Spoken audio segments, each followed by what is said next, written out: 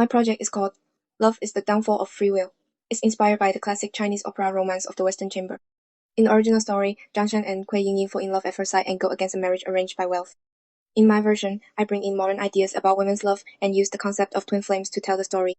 I want to show that today, women have the power to choose who they love. They no longer stay silent like in the past, but choose themselves with confidence. As an international student, I'm working on this project as a cross-cultural theater piece. I want women from different cultures to relate to the idea of female love in today's world. When designing costumes, I always think about how to balance tradition with modern style, just like balancing the limits women faced in the past with the confidence and freedom they have now. Through the feedback from professional one. Firstly, about the concept and narrative development. My project blends Chinese and Western culture, twin flames, and math-inspired design well, but the characters and history behind it need to be clearer. I'll work on defining each character's role and emotional journey. I will also highlight the connection between Tang Dynasty fashion and the design by using patterns, shapes, and colors that show cultural meaning. Secondly, about testing and structural refinement. The current structures are creative, but they're tricky to wear and move in. I'll test materials at full size to check strength and flexibility, especially how the wearable pieces works with the rest of the outfit. I'll also tweak and reinforce the wire parts to make them stronger and easier to move in. Thirdly, about communication and presentation enhancement. To make my ideas clearer, I'll improve how I organize my presentations and keep practicing speaking. I'll also use 3D models and videos to show my designs better and explain how they connect to the story. Getting regular feedback and testing things hands-on will help tie everything together. I've made a form for the feedbacks from every tutorials.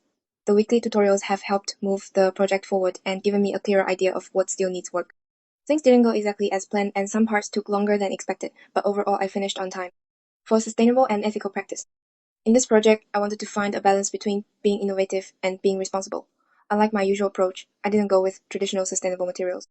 Instead, I explored how tech-based materials can express emotion in costume while still thinking about sustainability, because sometimes sustainability isn't something you can see right away.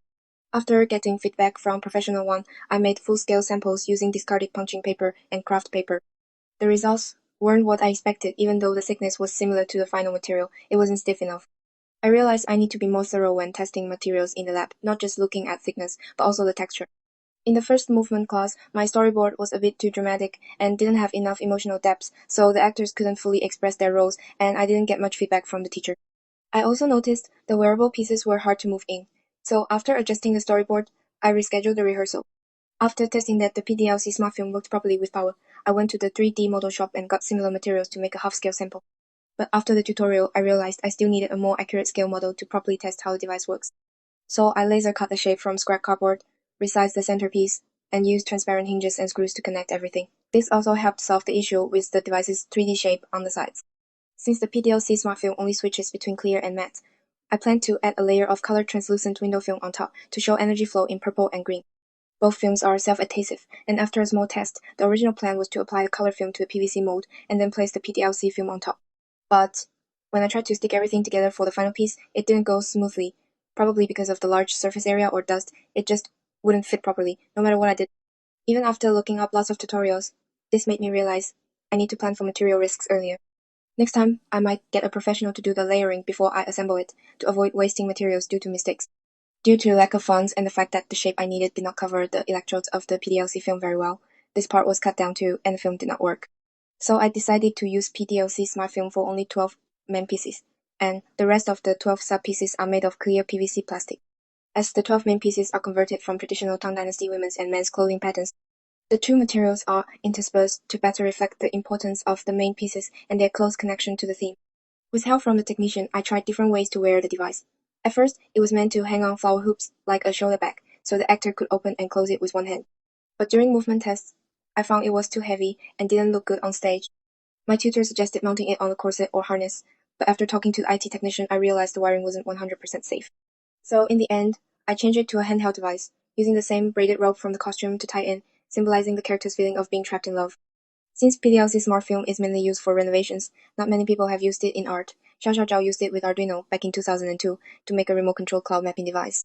At first, I also thought about using Arduino to code and design circuit diagrams for remote control. But because I wasn't familiar with the tech and didn't have enough time, I decided to go with a simpler option, controlling it manually with a switch. The customized PDLC smart film has been soldered with conductive metal sheets as well as positive and negative wires, so it's quite easy to connect it with the power supply. Step 1. You need to distinguish between positive and negative electrodes, red positive, black negative. Step 2.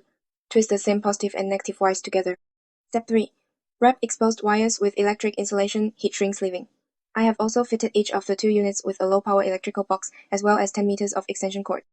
With help from the technician, I rewired the device and tested it to make sure it worked. This was just an early test with the material, but in future projects, I plan to learn these skills in advance so I can create more polished work. This page is about female characters' skirt making process.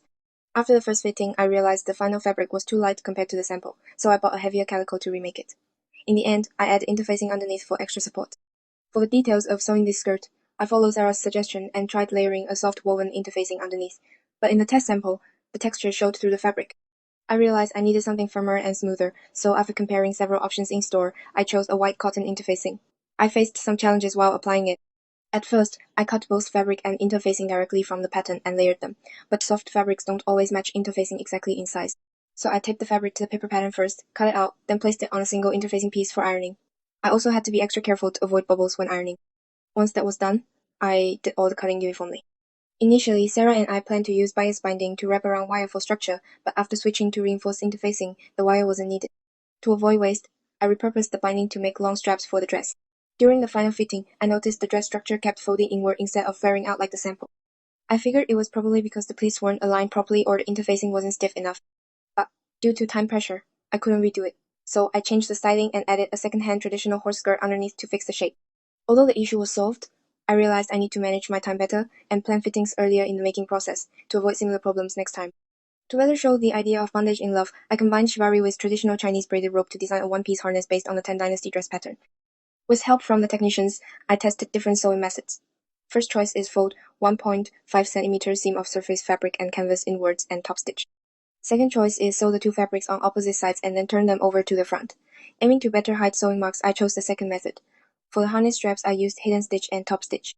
At first, I couldn't find a good way to sew the harness because of its irregular shape. It wasn't until a technician pointed it out that I realized I needed to do more research and testing early on to avoid wasting fabric. For the male character's skirt, I made two plus-size Tang Dynasty round-colored ropes to do the dropping, and added whalebone and wire to support the shape and create the look of a spinning Tai Chi diagram. In these projects, I often had random ideas and bought lots of materials before actually testing them. In the end, some couldn't be used or had to be replaced, which led to unnecessary waste. I did manage to reuse part of it, but there was still some loss. This made me realize how important it is to plan ahead and check in with my tutor instead of trying to figure everything out on my own. This page is the cast lineup of the two characters. The first screen test is aiming to discussing device wear issues, filming locations, etc. During the second screen test, I have tested the specific lights and the color rendering of the unit in different environments.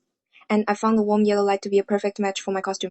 It also corresponds to the golden ornaments on the hero's body, which are also symbolic of the wealth that the hero has acquired from the heroine. I also tested the unit in different lights, and because of the added cellophane, the discoloration is only noticeable enough in warm light on the dim side. For the final filming location, I was so focused on making the costumes that I forgot to book the LCF room 30 days in advance. After the film tutorial, I realized I actually needed a bigger off-campus studio with proper wiring. Using a booking site my tutor gave me, I went with the modeling school's large rehearsal hall. It was budget-friendly and had flexible lighting. On shoot day, the tight schedule slowed everything down, and we had to rush the ending. It taught me to always leave extra buffer time for traffic, gear checks, and lighting setup. Since the 3D photogrammetry and film shoot were on the same day, time was really tight. We'd already tested the lighting on the costumes and wearable device, but on camera, the device's color-changing effect wasn't as clear as it looked to the naked eye. If we lowered the lighting to make the device stand out, the costume details got lost. The cameraman and I tried different fixes in post, but couldn't get both to look right. In the end, we decided to reshoot close-ups of the device. This made me realize I need to run more thorough tests before the next shoot to save time and keep the quality high. Here's some more footage from the day's shoot. For the final film, in order to highlight the theme and the sense of atmosphere, the color palette of the film may result in not being able to see the details of the costume in every scene, so we used a combination of 3D modeling, photos, and film. Regarding the performance form, since my initial setting was cross-cultural theater, I chose to interpret the storyline in a combination of traditional Chinese classical dance and modern dance performance forms. The music also combines several songs, thus realizing the collision of traditional and modern culture. As a final project for my undergraduate degree, it may not have been perfect, but I learned a lot throughout the process by trying out a lot of new material. And if you're gonna grow as a person, as a good designer, you gotta get comfortable with being uncomfortable. You welcome challenge, you welcome risk, because you know you'll come out better at the other side.